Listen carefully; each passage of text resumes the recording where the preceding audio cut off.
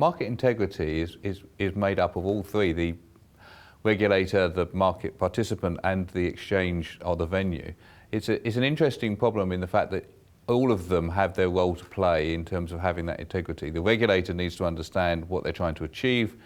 The market participant needs to look at how they can help in that and control the exposure from their point of view, and the exchange or market venue also has to take responsibility for the things that they're seeing, and there has to be an information flow between all three as well to enable that market integrity to be looked at. You can't have market integrity checks without some transparency of information.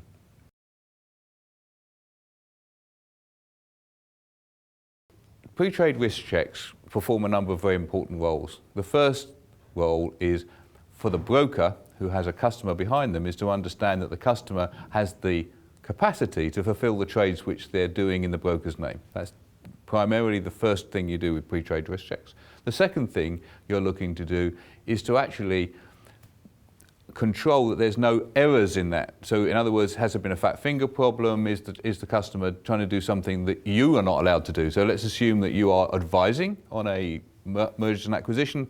You cannot trade in a stock. Customer doesn't know that, tries to do a trade which would put you in default of your obligation. So you need to have that sort of check-in as well.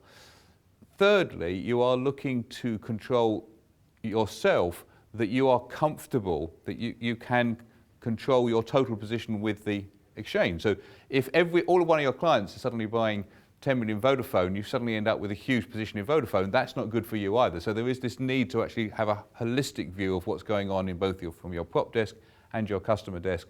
And that's why pre-risk controls are very important.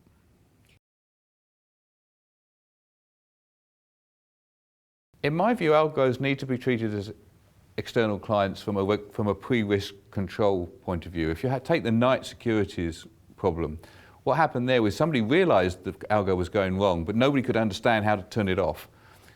In my view, the pre-trade risk control checks have to have the ability to throttle and close down flow because they see a problem, and it has to then be manually opened. So in other words, it's a closure as soon as you find something that's going wrong. That's true for a customer. It's also true for your own algo. You don't have somebody there checking everything an algo does because you can't see it fast enough. So therefore you need another computer to actually check what the algo is doing and ensure it doesn't go outside of tolerance.